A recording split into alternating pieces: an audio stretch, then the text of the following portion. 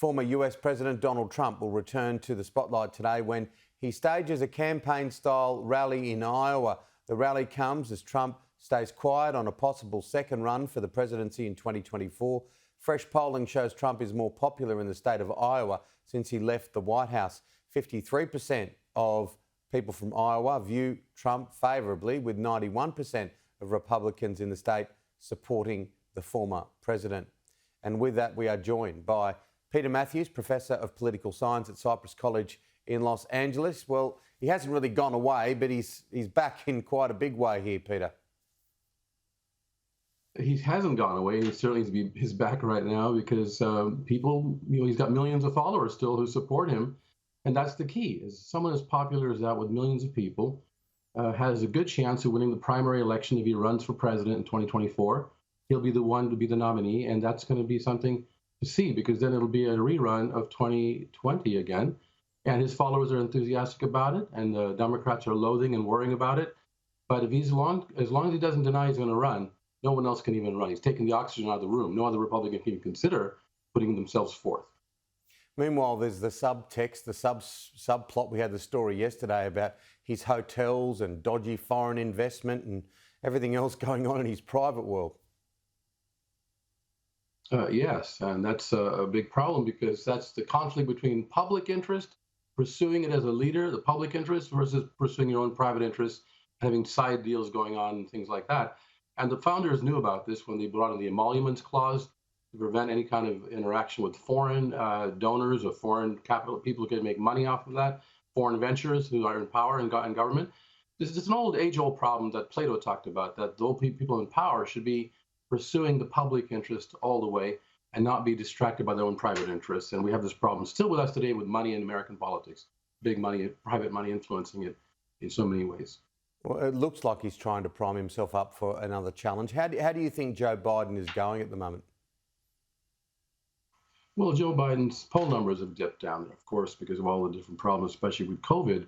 But he's also been blocked under the infrastructure bill and the budget reconciliation bill, which could bring in almost $4 trillion for spending on what American people want. These bills together, the Biden Build Back Better plan package, is supported by over 70% of the American people. Even a significant number of Republicans support it. Things like helping the elderly stay at home and have home care. That's supported by 67% or more than Americans.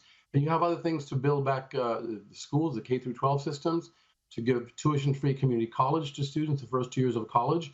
All these are supported by numbers that are staggeringly high, and yet the Democrats have not delivered because of Kristen Sinema and Joe Manchin, the two senators, who are mainly taking a lot of money from corporate special interests. In the case of Sinema, it's the pharmaceutical companies and the medical industry companies, and in the case of Manchin, it's the coal companies, in which he made $4.5 trillion in profit himself as a family business. So this money in politics, once again, is holding the Democrats back from realizing what they could realize, which American people want, which is making them unpopular once again for not delivering. Facebook has certainly made some headlines over the past 18 months. And again, this week, drama, including the whole system going down earlier in the week worldwide. I think everyone picked up their phones, and the Facebook and WhatsApp and Instagram had stopped. Yeah, well, Facebook has been under scrutiny, especially with the testimony of Frances Haugen, who was a former employee, who said that Facebook knew, with all the data gathering they did, that many of the algorithms they've actually brought into play to bring in more audience is hurting people, especially our young people, teenagers who are suffering from depression when they go on Instagram, and they have problems with, especially young girls who feel that they're shamed with their bodies. And this is creating mental health problems. And Facebook knew these things, but they kept it in place in order to generate more audience. They kept it, and they even tweaked the algorithms to even bring in more audience, to bring in even more controversy by pulling in your own relatives and friends' comments. As long as you're interacting with them, put those in front of you in the posts that you see. And this is a real manipulation, as advertisers know how to do very well, but Facebook is doing it at a multi-billion-dollar level, and that's a real problem because it's influencing billions of people in the world and hurting American young people especially. Yeah, and social media, Peter, you touch on it there, has been one of the drivers of misinformation and all the conspiracy theories, which are wrong, because we've seen every other, formal body say that the vaccines that we have, the Pfizer, the Moderna, the AstraZeneca, are safe and are effective, but it has a very detrimental effect, as does people like NBA players coming out and taking a stand against vaccines. Yes, both of them certainly do. And the reach, of course, is very wide in both cases. And when you allow on social media all these kind of posts, disinformation, misinformation, outright lies about the vaccines and about how good mask wearing can actually reduce the virus, all these things are having a major impact, Tim. In our schools, many kids' parents are refusing to let them wear masks. Many teachers, even some teachers, are refusing to be vaccinated. Most of them are, but other people are refusing to be vaccinated when this can actually save the country from this terrible pandemic. And it's due to social media misinformation and also the role models and the celebrities like NBA players, some of whom are making very public showing of them refusing vaccinations. Very, very dangerous for the country. And I wish they would just change their ways, both systems. Otherwise, we're going to have a real suffering here continue. In your role as a teacher, as a mentor, as an academic, how important is it for everybody to search out information? Like when you go to buy a car, you find out what all the elements are of that particular car. If you go to a restaurant, you want to find out if it's any good. I just find it amazing that lots of people aren't actually doing their own investigation, rather allowing information just to hit their desk or their phone or their computer. It's very detrimental when that happens, and it's been happening over and over. But it's partly a failure of our education system.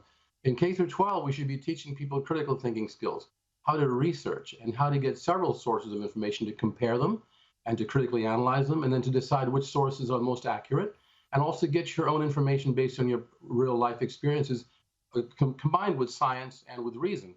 And this kind of thinking and teaching has not been prevalent in our high schools, especially in recent years, our public high schools, where a lot of propaganda is put out in one direction. I think in college, especially when I'm teaching college, I make sure that's a central component of my teaching abilities, to show the students how to find the right sources, how to question authority, how to question the sources, and then go out and find the facts that'll actually back up the proper decision making on their part. That is a very important part of education, Tim, as you know. Yeah, it's a great tip for young people, particularly to start their life, because it is liberating when you are prepared to go out and find out as much information from the right sources. That's the one. Peter, it's always good to have a chat. We'll catch up with you next weekend. You bet. Thank you, Tim. Take care. Peter Matthews.